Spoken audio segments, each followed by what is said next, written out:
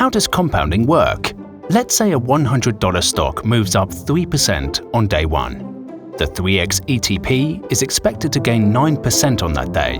Now let's say that same $100 stock rises and falls by 3% continually over 10 days.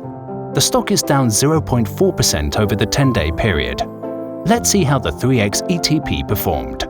It's down 4% instead of the 1.2% expected. So, what happened?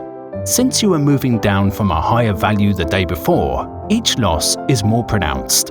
And what if the underlying rises by 3% every day for 10 days?